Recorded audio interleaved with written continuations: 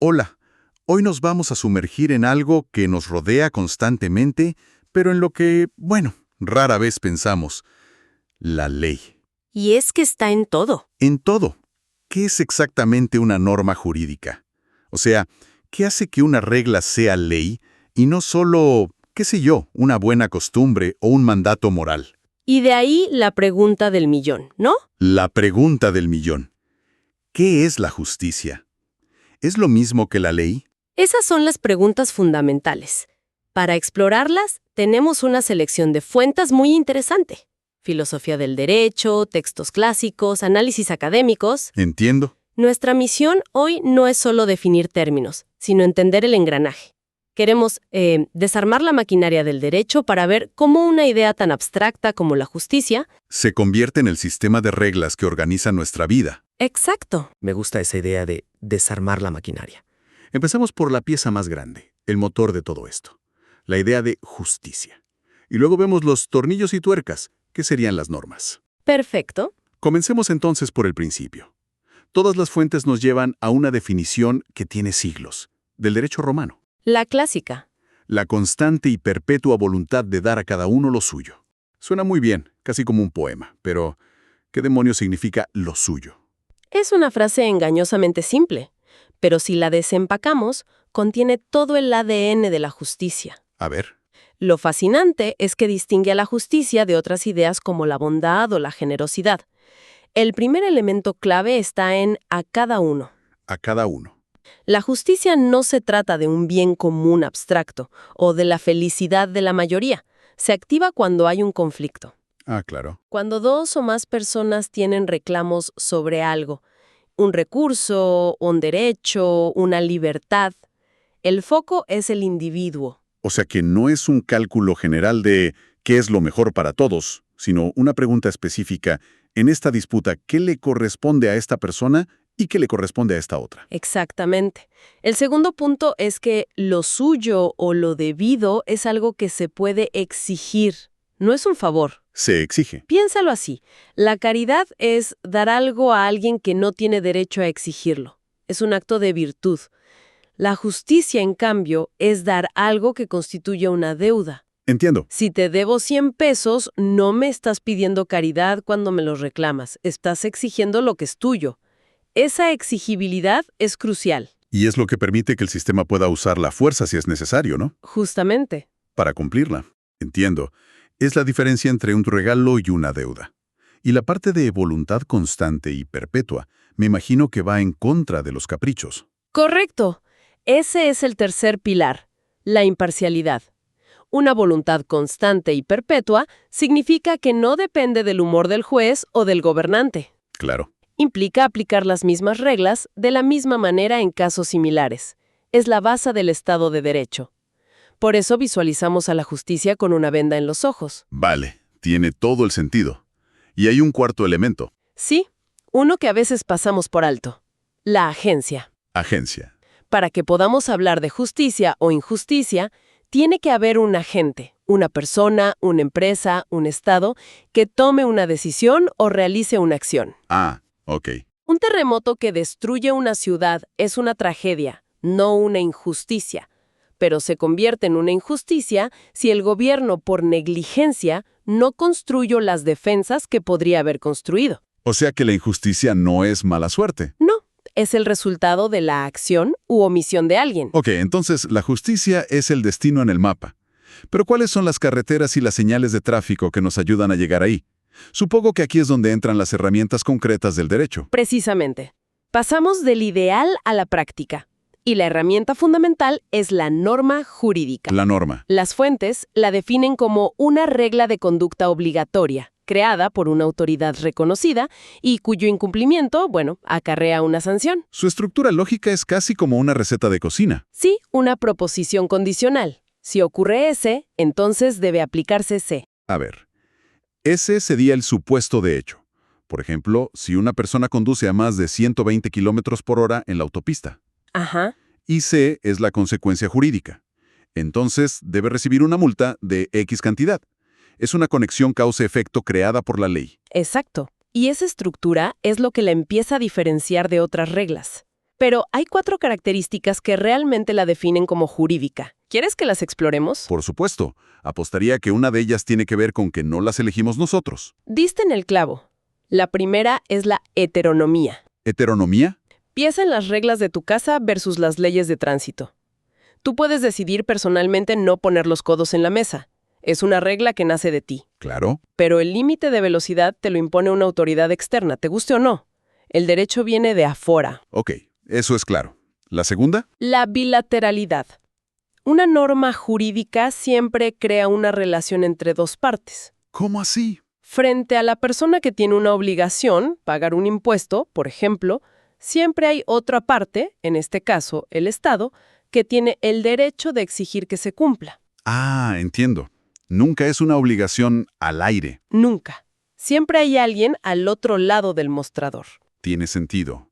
Una deuda implica un acreedor. ¿Qué sigue? La exterioridad.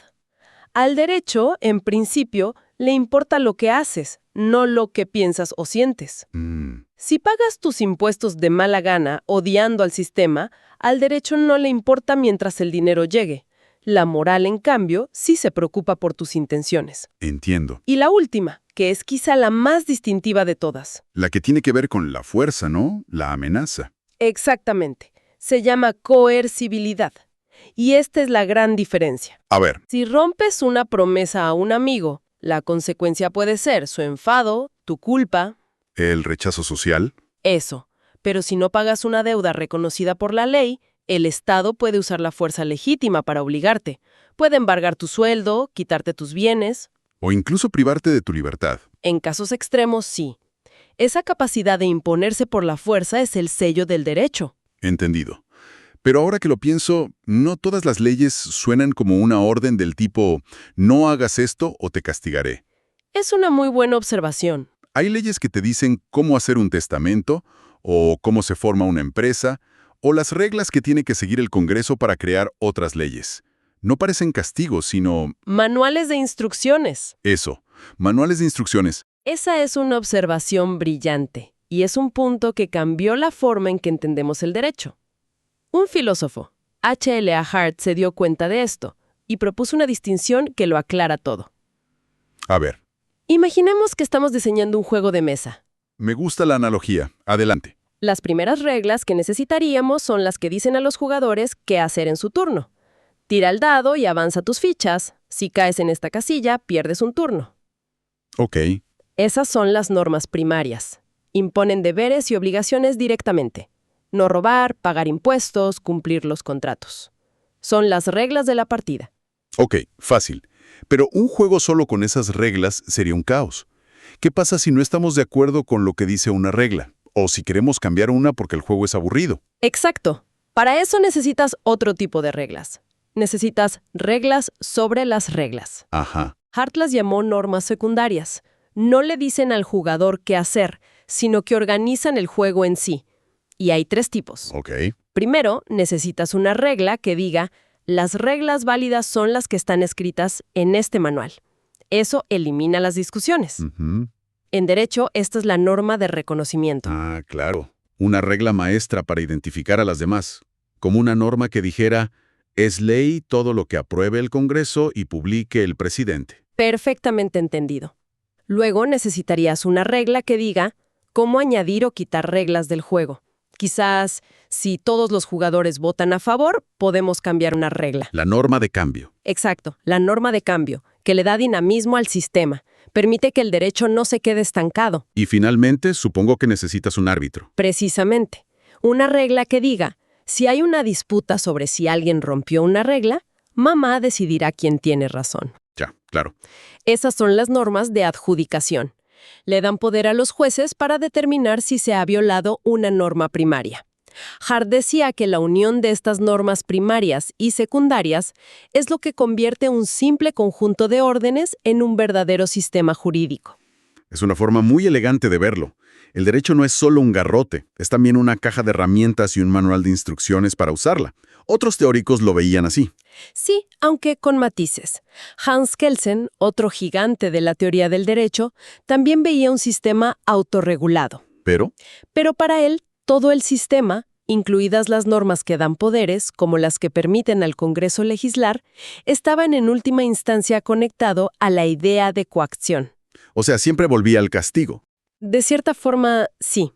Veía la norma que autoriza al Congreso como una condición necesaria para que la sanción final, por ejemplo, por un robo, fuera considerada válida.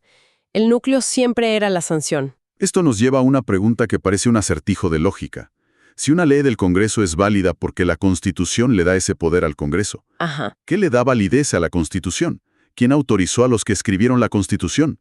Parece que nos quedamos sin escalones en la pirámide. Has llegado al corazón de la filosofía del derecho. Es la pregunta que obsesionó a los positivistas jurídicos. ¿Y qué respondieron? Bueno, ante ese acertijo que planteas, nuestras fuentes nos muestran dos respuestas muy diferentes. Una de Hart y otra de Kelsen.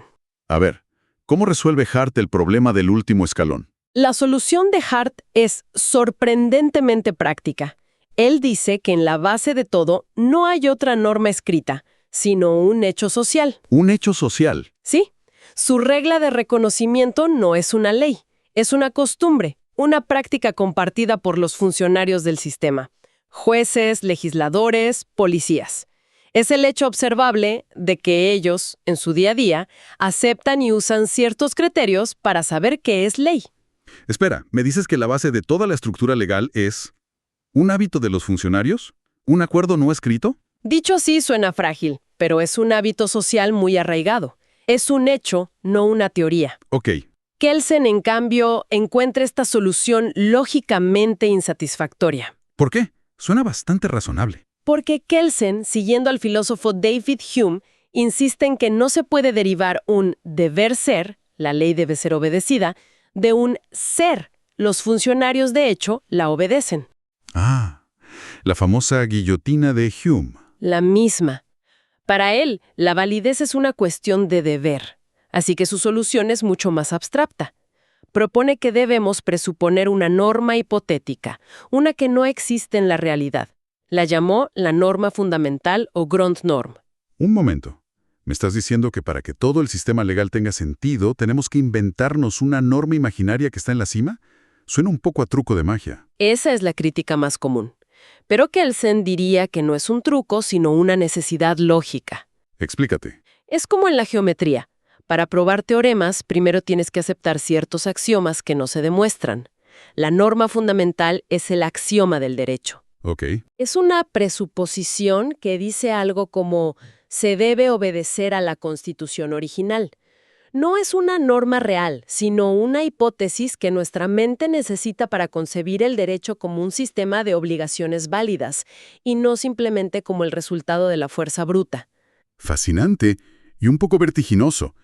Entonces tenemos dos visiones. Para Hart, la base del derecho es un hecho social, una costumbre de los poderosos. Y para Kelsen es una hipótesis lógica, un como si, que necesitamos para que el sistema tenga sentido. Y en ambos casos, se ve la idea central del positivismo. Exactamente.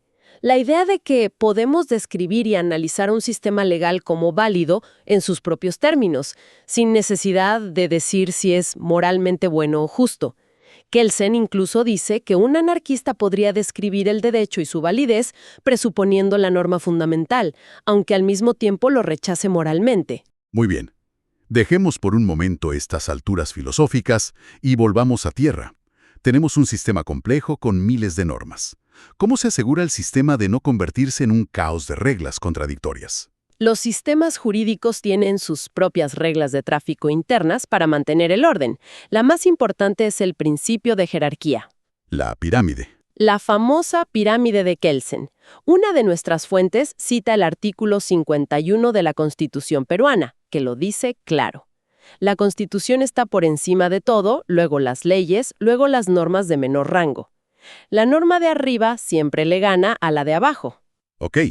Eso resuelve los conflictos entre normas de diferente nivel. Pero ¿qué pasa cuando dos leyes del mismo nivel, dos leyes del Congreso, por ejemplo, chocan? Me imagino que eso pasa todo el tiempo. Constantemente. Y es una de las razones por las que los abogados nunca se quedan sin trabajo. Me imagino. Para resolver estas contradicciones, que técnicamente se llaman antinomias, se usan principios de desempate muy lógicos. El primero es simple. La ley más nueva gana. Principio de posterioridad. Se le conoce como principio de posterioridad, lex posterior derogat priori. Se asume que la voluntad más reciente del legislador es la que vale. Lógico. Es como una actualización de software. ¿Qué más? El principio de especialidad, lex specialis derogat generali, dice que una ley específica tiene preferencia sobre una ley general, pero solo en su ámbito. A ver un ejemplo. Si hay una ley general sobre contratos, pero luego sale una ley muy específica sobre contratos de alquiler de yates de lujo, esta última se aplicará a los yates, mientras que la ley general seguirá rigiendo para todos los demás contratos. Es una regla de enfoque. Lo específico prima sobre lo general. Y me imagino que también importa quién dicta la norma. Absolutamente. Ese es el principio de competencia. Una norma solo es válida si la dicta el órgano que tiene el poder para regular esa materia. Claro. Un ayuntamiento no puede crear un nuevo código penal, porque esa competencia es exclusiva del Congreso Nacional. Si lo hiciera, esa norma sería inválida, sin importar qué tan buena o mala fuera. Entendido.